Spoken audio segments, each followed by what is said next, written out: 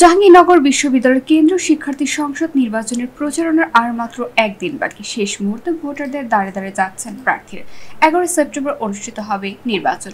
এদিকে শনিবার রাতে ছাত্রত্বের বৈধতা না থাকা জাকসু নির্বাচনে বাম সংগঠনের প্যানেল সম্প্রতি ঐক্য থেকে মনোনীত বিবি প্রার্থী অমর্ত্য রায়চৌধুরীকে ভোটার ও প্রার্থী তালিকা থেকে বাদ দিয়েছে নির্বাচন কমিশন।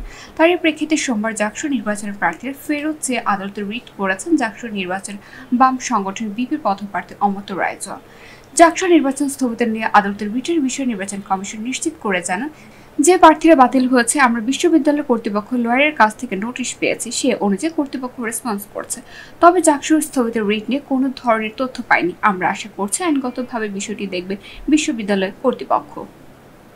আমাদের যে বহুল কাঙ্ক্ষিত নির্বাচন, এই নির্বাচনে ইতিমধ্যেই আমাদের প্রার্থীগণ তাদের প্রচারণা চালিয়ে যাচ্ছেন। সব মিলিয়ে নির্বাচনী পরিবেশ এখন আমরা বলতে পারি যে একটি উৎসবমুখর পরিবেশে প্রচারণা চলছে। আমরা ইতিমধ্যেই একজন প্রার্থীর যে প্রার্থিতা বাতিল হয়েছে, এটি এখন আমরা ইতিমধ্যে বিশ্ববিদ্যালয় কর্তৃপক্ষ লয়ারের কাছ থেকে নোটিশ পেয়েছেন এবং সেই অনুযায়ী কর্তৃপক্ষ রেসপন্স করছেন এবং এরকম কিছু আমরা এখনো পাইনি, বিশ্ববিদ্যালয় কর্তৃপক্ষ পাননি। আমরা আশা করছি যে আইনগতভাবে বিষয়টি বিশ্ববিদ্যালয় কর্তৃপক্ষ দেখবে।